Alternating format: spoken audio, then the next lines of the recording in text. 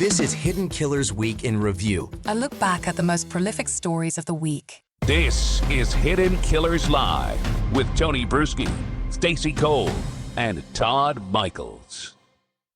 We're talking about the Ellen Greenberg case and all of the failures and all of the questions that are now being asked, thank God, publicly, since the new Hulu documentary has come out, Death in Apartment 603, What Happened to Ellen Greenberg. And I want to note again, Sam Goldberg, Ellen Greenberg's fiance at the time of her death, has never been charged with any crime in connection to this case. He has consistently maintained that Ellen's death was a suicide. All individuals mentioned in this segment are presumed innocent unless proven otherwise. We are having a discussion. We are talking about theories. We are talking about opinions based on the information that has come out. We are not saying that Sam had anything to do with Ellen's death. Theoretically, we're talking about all the what-ifs and asking the questions of why. Why was this handled the way it was? Joining us now, psychotherapist and author Shavaun Scott. Shavaun, this is a case that I know we've been talking about for years on and off. I know the documentary, obviously, that's out now. Give me your reactions to what you have absorbed thus far now that this new one is out and we're kind of seeing it from a slightly different perspective. I have tried to keep a really open mind and look at all sides here. And where I end up, it kept coming into my mind as Stephen King and Agatha Christie decided to collaborate on a story. We'd all go, whoa, that's quite a story there. And we want to know what the solution is. But yeah, everything I've been listening to you guys a bit, everything you say, I agree. It just doesn't make any sense. The most common, looked into the data, which I already kind of knew, but I wanted to look up and be sure. Common suicide methods among women. Number one, overdose. By far, the majority are overdose. After that, it's firearms. Then, much less often for females, is hanging. And then you get into this infinitesimal small number that will jump off a building, and then finally the smallest number are they'll drown themselves, or they may cut, or they'll crash a vehicle. But nowhere can I find in the literature multiple stab wounds, and particularly to strange parts of the body that would be difficult to do. It just doesn't happen. So that leaves us with what else, where else could it go? And of course, you're going to look at the fiance really closely and how to get the door open and how would you have locked it, all of those things.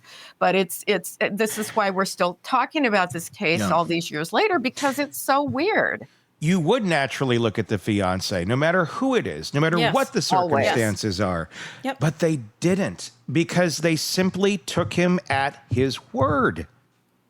That's the most baffling part of the whole damn thing. There's something bigger at play here. There's something bigger at play, because this would not happen if there wasn't some puppet master behind the scenes. And his words were a lie. We can call it a lie. It was a lie. The security guard was not there. Correct. So either he's lying, or whoever took that transcription down and said that he was there was inaccurately transcribing what the hell he was being told. There's your two options of what would have occurred. Another failure. Failure. I have a question. Maybe you guys have an answer. Maybe you don't. I thought I remembered that there was not anything in the police report about the concierge coming up, but it was in the medical examiner's report. I think there was some place where that was true. I don't know why. And I don't think anyone knows the answer to that question. I do not know why it's there and why it's not in other places. There's so many questions as to what the hell is going on. I want to continue with some clips here that we're watching, because we're starting to get into kind of the psychology of what the hell's going on. One would wonder, after something like this happens, and let's say it was a suicide. Let's say that the story is right. She was a zombie, came back, killed herself. After you come upon this and your fiance is dead. You got her family. You're somewhat close with them. How one would act after that, I guess probably depends on how your relationship is with them. But here's how it went down. This is some interviews that took place in the doc. Sam would check in with me periodically, and I don't know what possessed me, but we would have a very cordial conversation, and I would always say, Sam, we know this was not a suicide. And then there was an awkward silence. After Ellen passed away, Sam and I met for coffee a couple times just to get together and talk about things. And I wanted to see where he was and how things were going. And we always text each other on her birthday and the anniversary of her death, those type of things. He didn't seem so concerned with how Ellen died. He never questioned anything if it was a homicide. He was pretty confident, that's all, it was a suicide. He always kept it that Ellen killed herself and it was mental health, and that's how he portrayed it all the time. He did ask me at one point, do you think I killed Ellen? Which I was like, well, I don't think she killed herself. That's all I'll say. Oh boy. It's an odd question to ask, but I would imagine you might be feeling the pressure of that considering the circumstances. What's your reaction to that, Shavaun? I would love to have an interview with him and really try to go in depth into their relationship. Why wasn't she wearing her engagement ring? Because even they said at school that she wasn't wearing the engagement ring. Mm-hmm. She told her dad she wanted to move home or at least come home and stay. Yeah. So if he was so quick to go to suicide, why? Give me some details. Give me some reasons. And I'm not hearing that from here. Does that mean that there weren't reasons, that there wasn't a lot going on? There were a few hints about her difficulties in her first year teaching, and I can talk more about that. It's a hard job. Yeah. And so really there's just missing pieces. Why did he go there?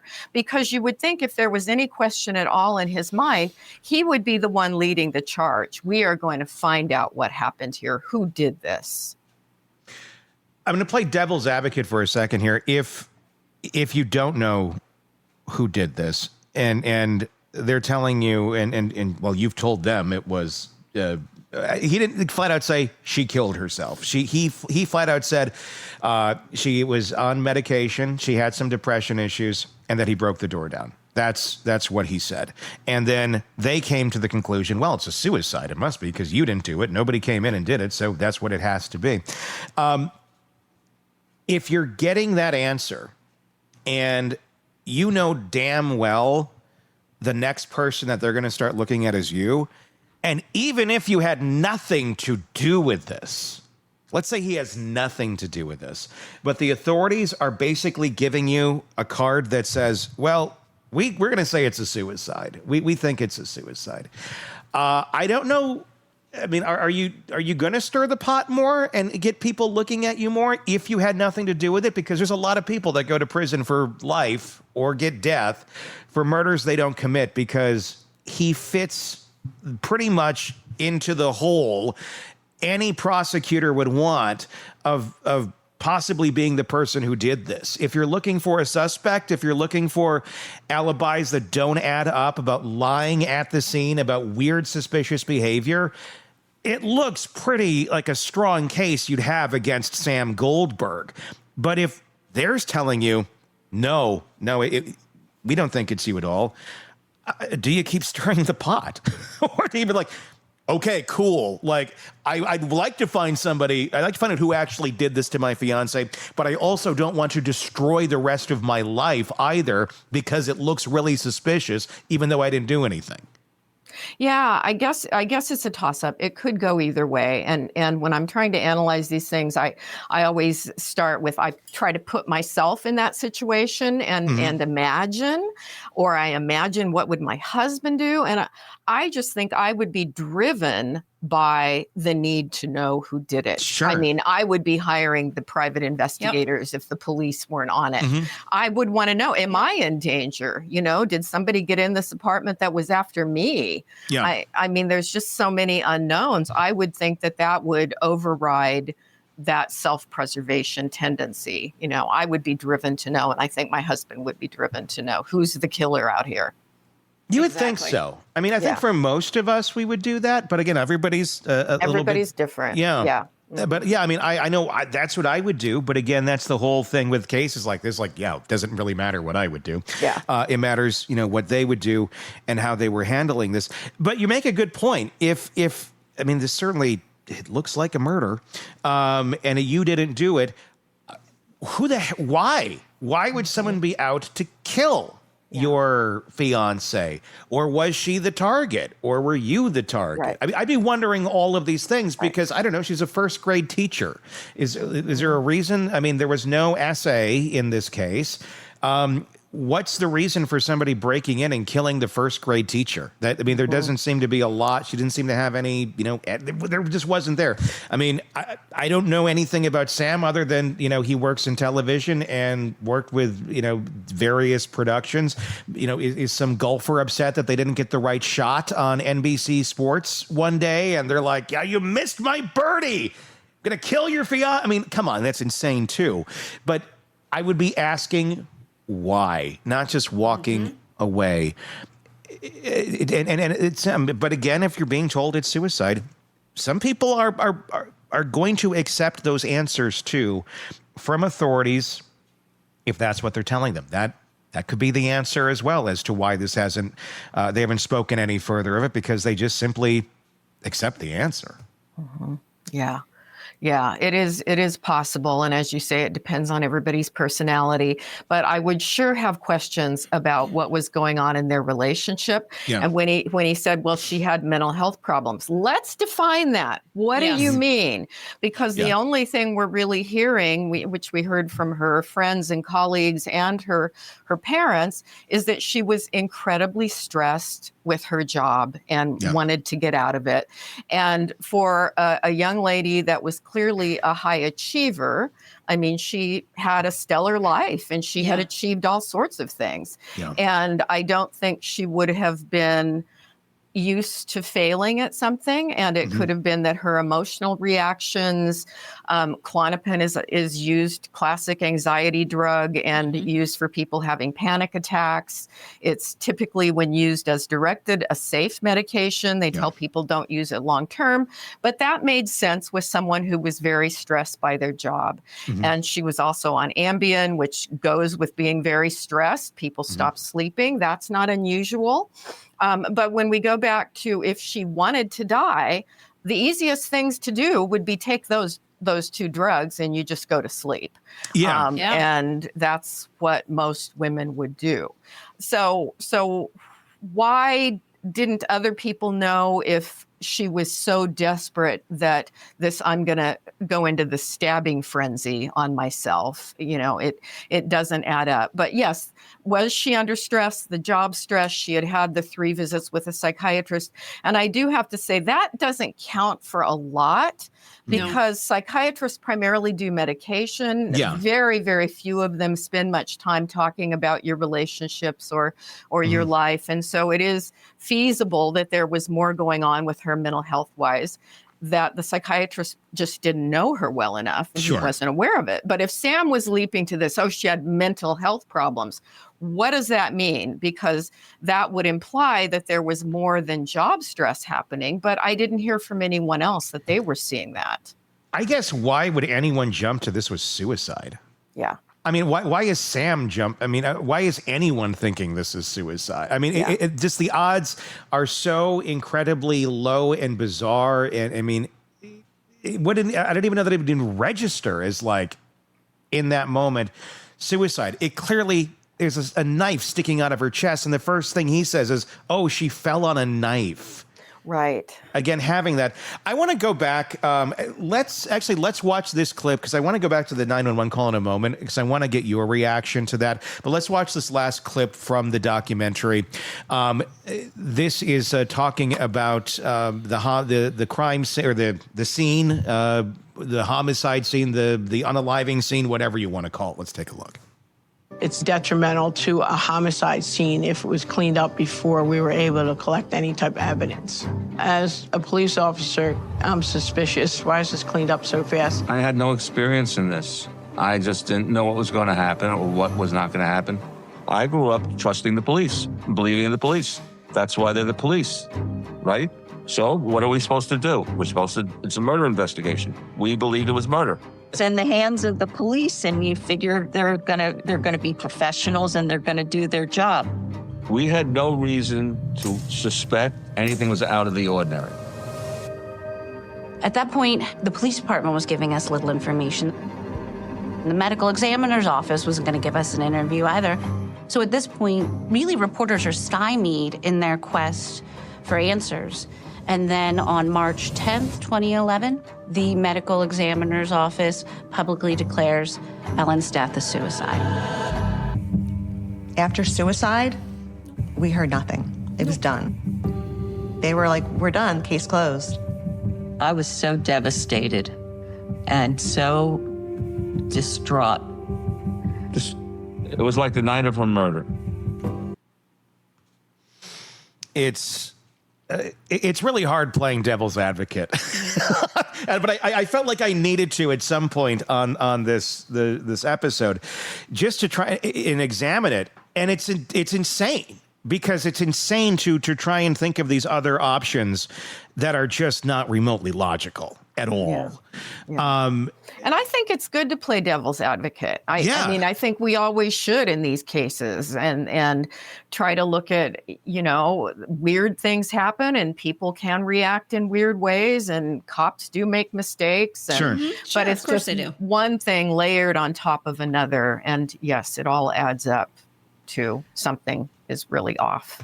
Something, I mean, and when you're looking at all the puzzle pieces put together, if you just look at one over here, one over there, yeah, you can kind of make a call this way or that way, but that's not being accurate. That's not being decisive or critically thinking about this case.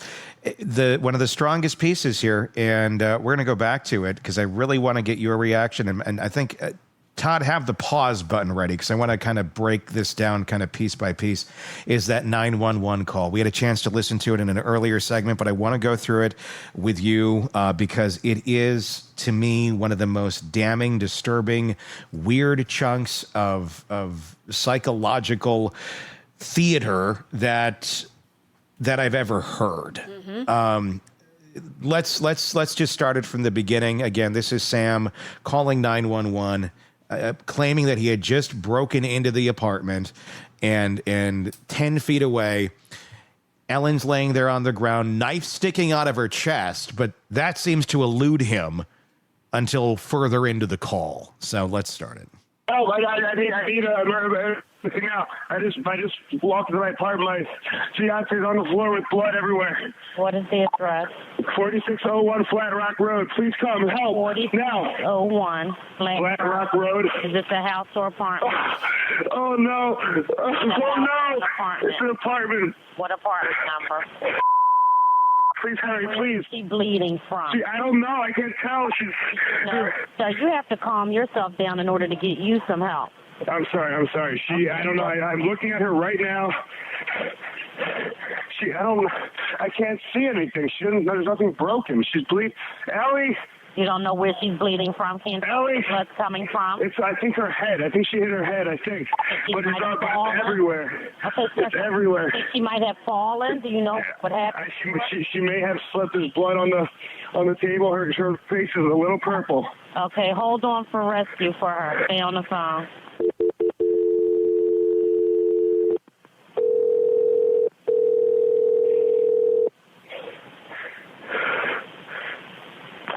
Philadelphia Fire Department 842. What's the address? No. 4601 Flat Rock Road. Please hurry. 4601 Flat Rock? Yes. What's wrong? I went downstairs to go work out. I came back up. The door was latched. My fiance's inside. She wasn't answering. So after about a half hour, I decided to break it down. I see her now just on the floor with blood. Like she's not. Yeah. What happened? Wouldn't the answer be my fiance is on the floor with a knife sticking out of her chest? Not. Correct. I went to go work out and the door was locked. Yeah.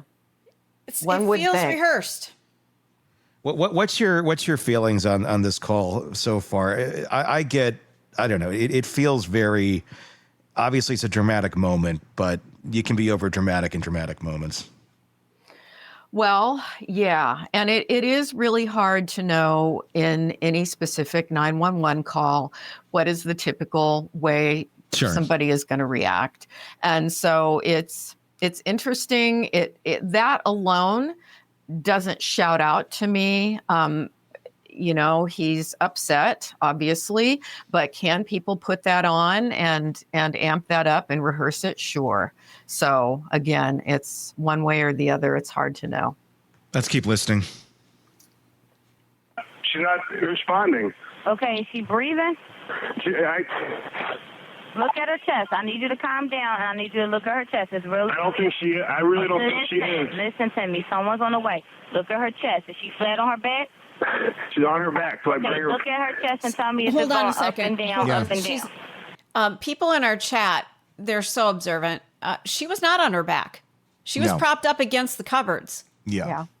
So what he was seeing in front of him while on with 911, he was lying right there because she was sitting up. And I understand people in traumatic situations may not get their facts entirely straight. I get that. Might contradict what I said earlier, but what he was seeing and what he was saying are two different things. She was not on her back. Or did he prop her up? I mean, what? And then he didn't account for it, or what? Because that part again also not accounted for, and that could be the simple explanation of I propped her up. Why would I don't know why you would. I don't know that. I don't know why you would, but I don't know. People do weird things, but again, not accounted for either. Just like the security guard being at the door as he breaks it down. In one account, he's there. In others, there's no word of it whatsoever. Yeah. So it is possible, though, as you mentioned in the midst of that, Stacey, it is possible when people are really agitated, they get facts wrong and they misspeak and they're not thinking clearly. They may not even be perceiving clearly. And it sure seems like he would have noticed that knife coming out sooner, but he may have been fixated on all the blood all over and just not been paying attention. I've made a few 911 calls in my day, and I'd be interested to hear them back now. And did I get it right, or did I miss something, or did I misspeak? It's hard to know. Yeah, I mean, that's we're dealing with human beings here, and it's easy to Monday morning quarterback and go, well, he misspoke or said this. And you can have grace to some of that, but again, what makes the case so troubling is that no questions were ever asked about any of these inconsistencies. There's more to the call. Let's keep listening. I don't see her moving. Okay, do you know how to do CPR? I don't. Okay, I can tell you what to do, okay, until they get there. I want you to keep her flat. Oh, God. Hello? Yeah, hi, okay. Willing to do CPR with me over the phone so they can I have to, right? Okay, so get her flat on her back, bare her chest, okay? You want to rip her shirt off. Okay? Kneel down by her side. Oh, my God. Allie, please. Listen, you can't freak out, sir, because you gotta... Okay, I'll try not. Her shirt won't come off. It's a zipper. Oh, my God. She stabbed herself. Where? She fell with a knife. Oh, no, her knife's sticking out. What? There's a knife sticking out of her heart. Oh, she stabbed herself? I guess so. I don't know where she fell on it. I don't know. Okay, well, don't touch All right, let's pause. Okay. Yeah. I guess I got to walk back what I said earlier, where he said that he didn't say anything about her stabbing. He flat out said she stabbed herself. So he's flat out saying she killed herself. He does say it flat out. He has the narrative. It's not just she fell on the knife. He does flat out say she stabbed herself. So he's saying he killed herself. He said that she fell on the knife and then stabbed herself. Which is it? Or both, or yeah, I mean, because I think maybe he Multiple realizes falling on the knife seems kind of ridiculous. And she stabbed herself. So he does set that up. He does set it up as a suicide. It wasn't said to him that, it must be a suicide. He's playing the narrative in the 911 call. So I apologize earlier. I said he didn't say it was a suicide because he didn't say it directly. He indirectly says it, that she had stabbed herself. It's not like he's mining for gold here, or he's sifting through big piles of rocks and dirt, and oh my God, there's a knife here. He's literally right there. Okay, Ellie. Okay, oh my gosh, and there's like a good 10 seconds where he appears to be getting ready to do CPR, or he's thinking about it. At least that's what you would assume is going on, because that's where the call is heading. And then suddenly he realizes, she has a zipper shirt on, and that the knife is protruding like directly out of her chest, right next to the zipper. She's a tiny woman, and he's right there. There should be no call for like shock that there's a knife here, or that she has a zipper shirt on. Those are observations one could make just glancing into the room and seeing her lying there. She wasn't covered in blankets. She wasn't like in some weird in the dark. It's all right there. And why the hell is it taking this long for him to suddenly realize, and then I have to, right? Seems like he already knew he wasn't going to be able to do CPR because there's a knife protruding from her chest. Why wasn't that the first thing being said? Why is this sudden observation and this light bulb moment so far into this call? That's what I ask. I don't know. Yeah. Shavaun, what's the answer, damn it? I think we're all so stunned by this. I don't know what else there is to say. Why haven't charges or at least an investigation been started? This is the most absurd freaking story that we have ever covered. Ever. Mm-hmm. Agree. It just, there's just so much that doesn't add up. Let's finish the call out. So I just let her here now. I mean, what do I do? No, I mean, you can't. If the knife is at her chest, it's going to be kind of hard for you to do CPR at this time. Oh, no. Oh, my goodness. Okay. Police with operator. 277. Is someone coming here? Yes, they are. You said 4601 Flat Rock, right? Yes. Okay, someone's on the way. And the knife is still inside? Wait, so what? The knife is still inside of her? Yes, I didn't take it out. Was it her chest or what area? It's in her chest. It looks like it's right in her heart. Okay, someone's on the way out there. Okay, just get. Oh my God! Oh my God! Okay, how old is she? She's 27. 27, and there's no sign of life at all. No, please don't be. What? Been turned to her arm and tell me if she responds to pain. Ellie. She's not. Her arm and her hands are still warm. I don't know what that means, but there's blood everywhere. I mean. I know, but you can't. And the knife is still inside of her. How far? Can you see how far it went in? It looks pretty deep. Okay. It looks it's a long knife. Don't touch anything. Yeah, don't touch anything. Okay. I'm not touching anything. I can't believe this stuff. No, wait. It was just you there with her? We're the only ones here. And she ran in the door. You said latched it shut. No. I went downstairs to work out, and when I came back up, the door was latched. Like it was, it wasn't like it was, it was like locked from the inside. And I'm yelling, so I'm was yelling. Your house broken into? No. So there's no sign of a break-in? No sign of a break-in at all. I mean, there will be when you get here because I had to break the latch, but. To get in.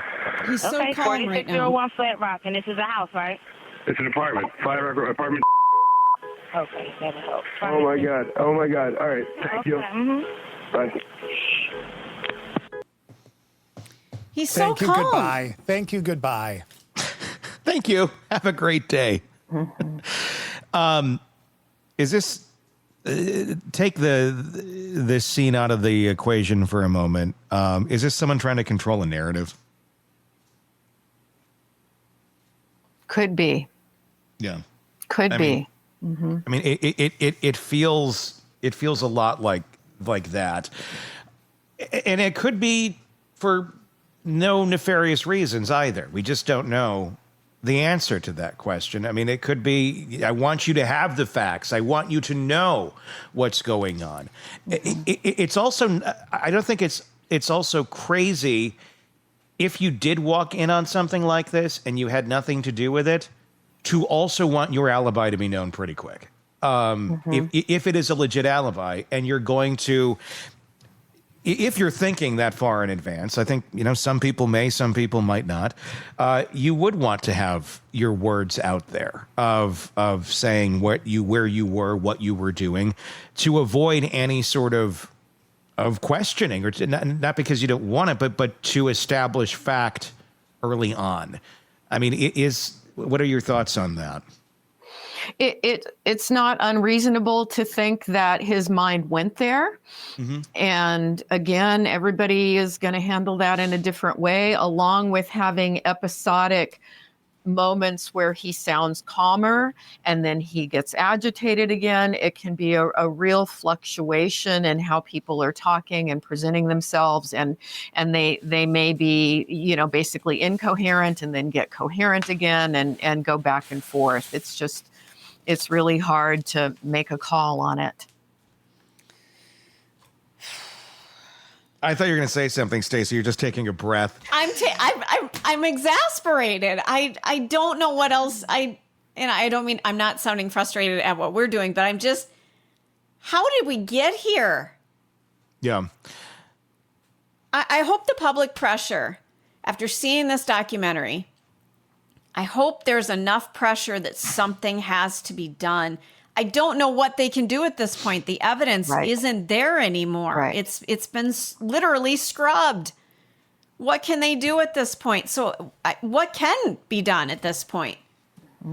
I guess change it to murder to let the parents finally get some closure. But then if it does get changed to murder, her cause of death, that means that there's a murderer out there. Right.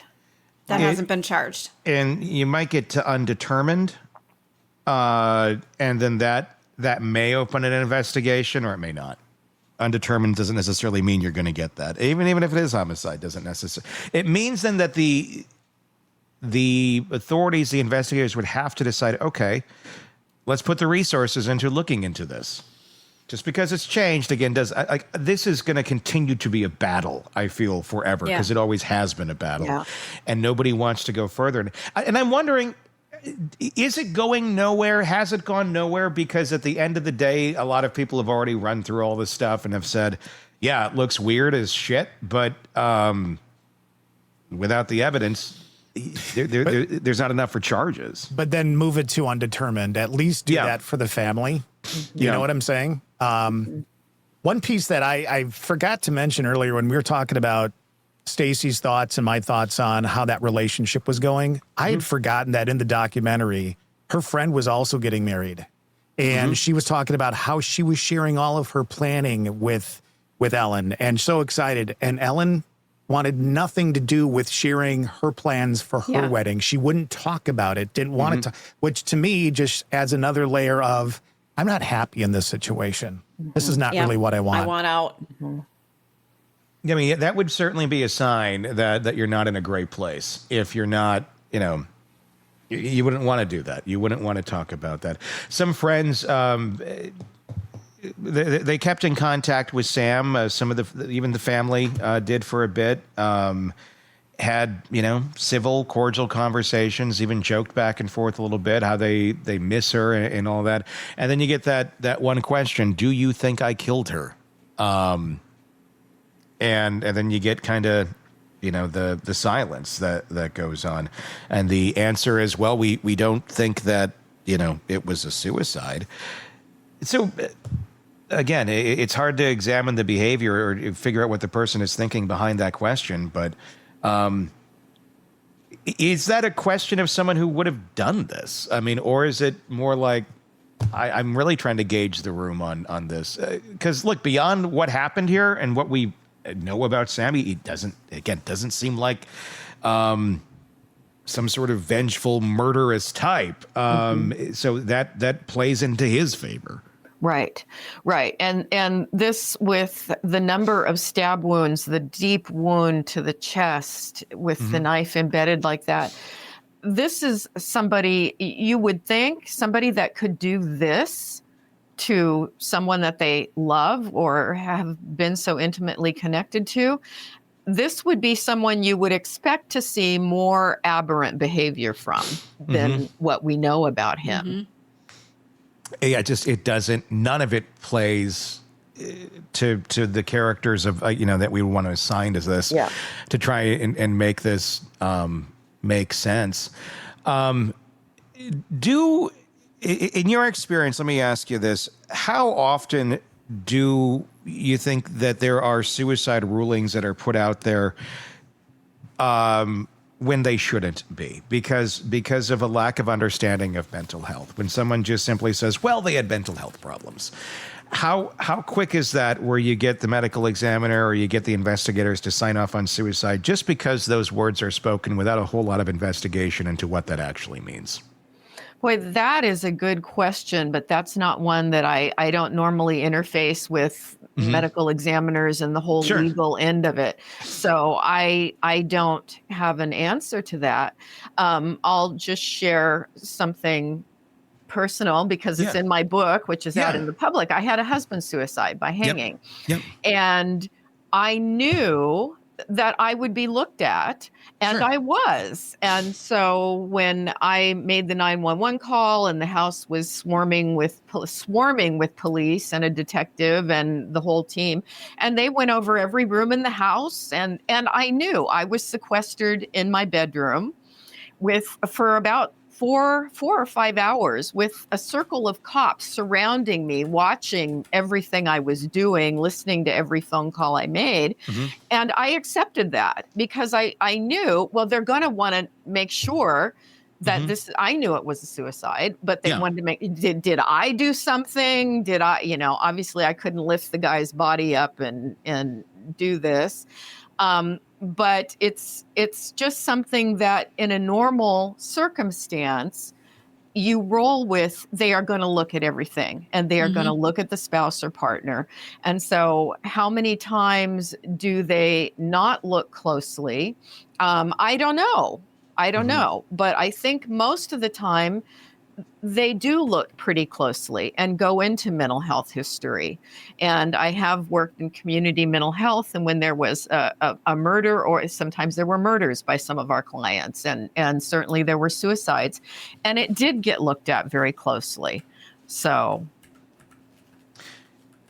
and with something like this, you want to get to the answer. You want to figure out what the heck's going on. When you were in that situation, Shavaun, was it going through your mind of, okay, they're watching me now I'm just curious, like, what sort of state were you in that moment? Because you just walked into that horrific scene, and now the worst possible thing is going to run through your mind of, well, I have to, they're going to look at me naturally, but I know it wasn't me, obviously. But did you feel like you had to convince them it wasn't you? Or did you just feel like just being me is going to be enough, and then they can glean what they're going to glean off of it, which is the truth? It's a really good question, because it never popped into my mind that they would find anything to actually look at me. I knew that this is just standard procedure, that they are going to watch the partner. They are going to question the partner very closely. They are going to look around the house. And I was rolling with that. I was crying and obviously hysterical, and I had to make phone calls to friends and my kids and break the news. And so very distraught. And that went on for, several weeks. But as far as worrying about them looking at me, I never worried. It's like I just rolled with it. I said, of course they're going to, but they're not going to find anything. Obviously he wasn't murdered, and obviously I didn't have anything to do with it. So somebody is bringing up the term covert narcissist in in the chat, and in no way can we diagnose Sam, or are we diagnosing? I want to speak more just in general terms about that sort of behavior, where some would be, on the surface, everything looks lovely, everything looks great, but on the back end, things are not. There seems to be, there's controlling behavior that goes on. Let's speak to that a little bit in situations like this. I'm not necessarily speaking of this one specifically, but how that would be demonstrated in a situation where there's something that happens between the couple, but on the surface everything looks great. I mean, including to one of the partners, maybe. That's an interesting question. And if we're talking about narcissistic personality types, they're not known for horrendous acts of violence and murder. That's more getting into psychopathy or person with sadistic tendencies. And usually you would see more of a history of violence in some way. Is it possible, again, that there could be a hidden covert personality disorder of some kind? Sure, that's possible.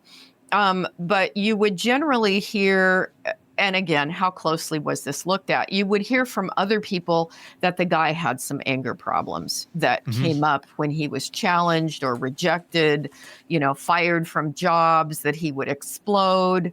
And so it isn't clear in this situation that this guy had a personality disorder that would fit for committing this kind of, because this really seems like a rage killing, to stab someone in the heart like that. I mean, this is beyond a typical domestic abuse case where somebody may push or shove or even punch.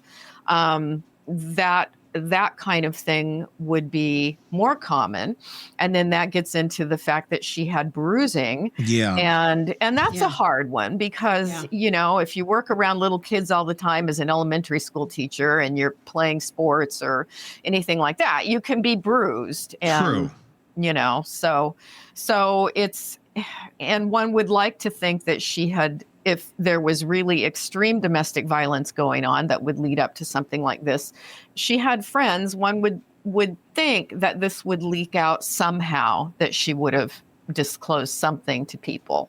And she apparently talked quite a bit about being unhappy at work, wanting to quit. This was not kind of, like this teaching thing's not what she, thought it was going to be cracked up to be, basically. Yeah. And I never thought of that with the bruising. That's very true. My girlfriend is a teacher, and I get, texts all the time. It's like, well, this kid hit me today. Oh, and, I mean, the stuff that they put up with is really, and it's elementary. Yes. It's kind of crazy. I've seen some bruises, from that. I mean, and it can look like, somebody's hitting her. Yeah. Because someone did, a child. So, I'd be curious as to the location of the bruising. Right. And all of that, that would certainly tell a story. But again, it's one of those things where on the surface, it doesn't always necessarily mean what we think it does. And that's why it's important to look at all the angles of that. Her friends were talking about how she had been withdrawn, very, not seeming to be herself. We're talking about the wedding planning and that she didn't really seem very anxious to do that or really want to do much of that or share much of it with anybody, because apparently probably just a lot of it wasn't actually taking place. At that moment in time. Certainly not, you're not in a great place if this is where things are at that moment in time. But again, I'm trying to go back to any sort of evidence, any sort of piece of the puzzle that helps us understand where Ellen was at or where she was going at that moment in time.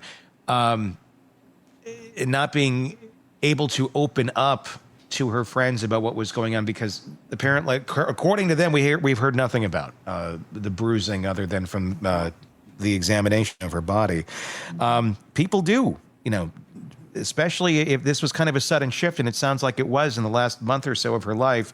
How often are people opening up right away if abuse like that comes up in a relationship?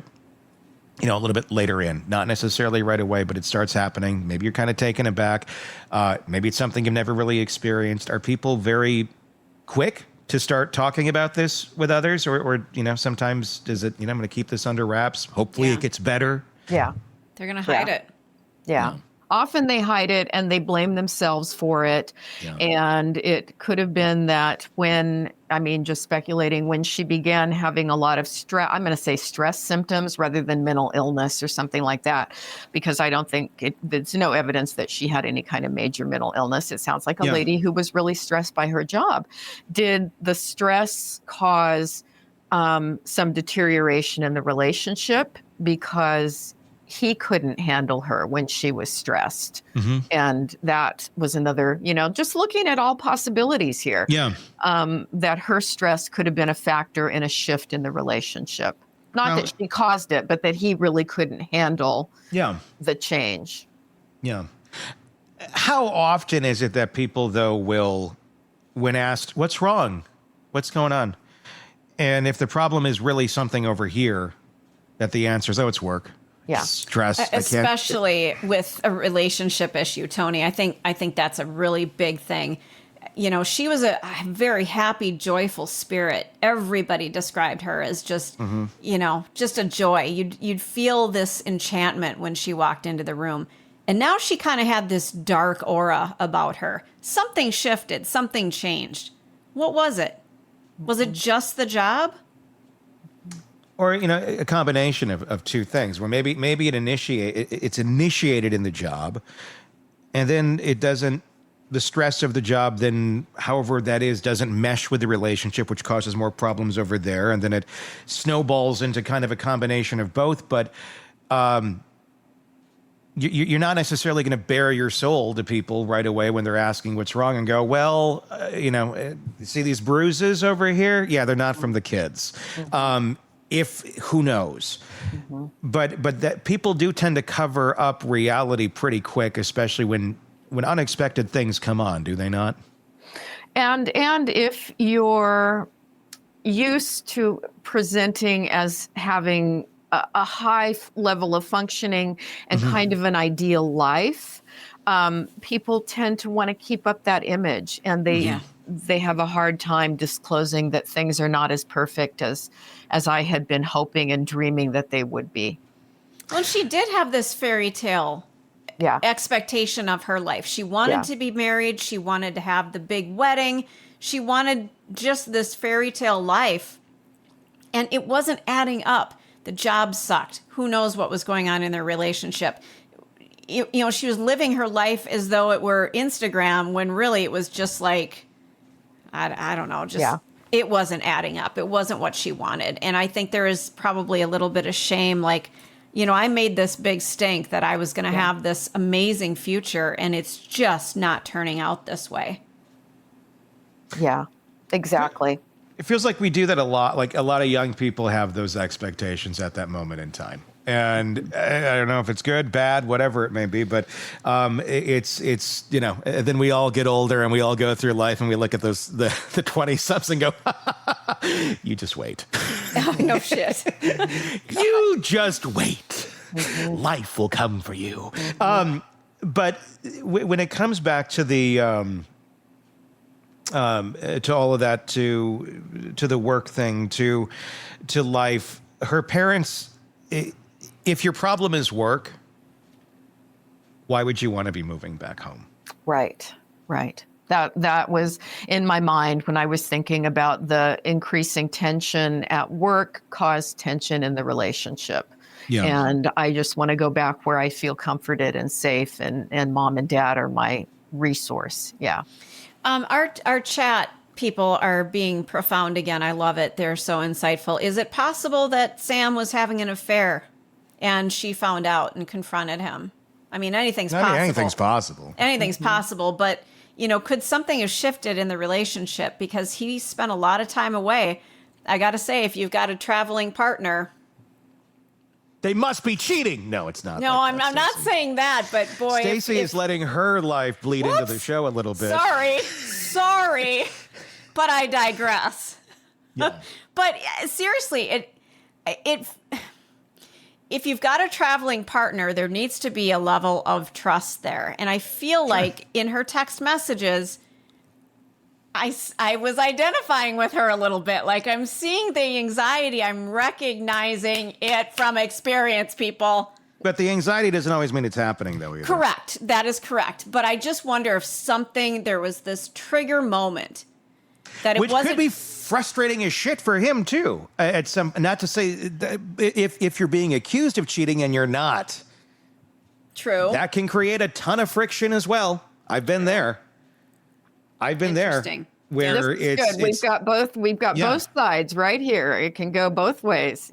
Where just because someone thinks it's happening doesn't mean it's happening. You're right. And people can come up with all sorts of horrible things they tell themselves and end up believing them. And that could just snowball into a shit show. And then, yes, you can get very ingrained going because, yes, it does happen. It did happen to you. But it doesn't happen in every situation where someone is feeling that way. Feeling doesn't equal reality. So if we're trying to think of, could there have been tensions in the relationship because of this, because one's thinking this way and one's not really doing that? Yes, there could be a lot. And that's kind of where I get back to, as I said at the very beginning of the show, something blew up here that was unexpected. Mm-hmm. How it happened, why it happened, we don't know the answer to that. But something obviously did. And whether that was Ellen by herself performing the zombie suicide or the zombie unaliving, I don't know, but it would be quite an insanely rare case if she actually did unalive herself. Yep. At the end of the day, I think that's it's just not physically possible. Unless she was a contortionist, which they never came out and said that she did. Yeah, that's in the follow-up. Well, I mean, even a contortionist, I'm not sure that they could get those stab wounds exactly that way. Let's talk. I want to talk about the stab wounds because, we say 20 stab wounds and it sounds horrible and gruesome, and it is. Some of those are also not very deep. Superficial. They're superficial stab wounds where, they kind of tried and then didn't go very far. And again, I know the stats on death by stabbing yourself are insanely low. But can you speak to that at all, Shavaun, where, yes, 20 stab wounds, but only a handful were actually deep? Death by, again, it's not very common. So what do we have to go on to say that, well, maybe this is a sign that this was self-induced because of those ones that didn't go very far? Is that very indicative of someone stabbing someone else, that you're going to have a bunch of superficial wounds of a knife? No, it's weird. It's just another weird case. And I was thinking, if you were doing that to yourself repeatedly, that hurts. Yes, it does. That hurts. And that's generally why women choose to overdose, right? We are not wired to do things repeatedly that really, really hurt. And, I would think if somebody did it once, it would be, ow, I'm not going to do it this way. Mm-hmm. I've got other choices here, other options here. Yeah, because there's hesitation. Don't forget, I'm going to do this, versus this. Right. So, and for those of you just listening, I was motioning to the stab wounds to the back of her head and neck. You're not going to do that. Yeah. You're just, I don't care how far you are on being mentally ill, you're not going to do it that way. Right. You're just not. And you're flailing around. I mean, and the head cut too, I don't get either. That's a weird one. And the other interesting piece, as we try to look at all sides, is the internet searches about wasn't one painless ways to do it. Well, yeah, but there's an issue with that. The computer, the data file that they're looking at on there changed. Like the investigator, none of that. He provided the file, and then the person who gets the file, the image of the computer, suddenly these things are there, and they're not on the original copy that was sent over. So another weird piece. Exactly. Another weird piece. Mm-hmm. Yeah. Again, at the end of the day, if we just had some answers, if we just had some questioning, and maybe this could all be explained, and all these years later now, Sam's name wouldn't be being brought up the way it is, like this documentary has brought it up. But I feel like some of these questions have to be answered. do. and explained away. Otherwise, nothing makes sense in this case. And if at the end of the day they can be answered and it shows that, Sam has nothing to do with this, great. I hope he does have nothing to do with this. I hope this is the craziest case and something really remotely, nearly impossible took place here. Or she was murdered by somebody, but who was it? I mean, this is where I channel Stephen King, and it was this malevolent force that came in through the heating vent or something and materialized. And So Selena Gomez and Steve Martin and Martin Short need to get on this one. Yeah. Of course, again, we're not saying that Sam did this. We're just speculating based on the information that's now come out since that documentary, Murder in Apartment 603 or 601 or Death in Apartment 603, rather. Sam Goldberg, Ellen Greenberg's fiance, at the time of her death, has never been charged with any crime in connection to the case. He has consistently maintained that Ellen's death was a suicide, and all individuals mentioned here are presumed innocent unless proven otherwise. But the questions are going to be asked, and answers need to be found. We'll keep asking them. Be sure to press subscribe wherever you're watching this or listening to this so you don't miss any of those questions that we're going to keep asking in this case. And let us know your thoughts in the comments section as well. And check out Shavaun's book, Nightbird. You can hear her story in great detail. It's a very good read. Please do check it out wherever books are sold. Until next time, for Shavaun, for Stacy, for Todd, I'm Tony Brueski. Thanks for watching. We'll talk again real soon. Want more on this case and others? Then press subscribe now and don't miss a moment of true crime coverage from Tony Brueski and the Hidden Killers podcast.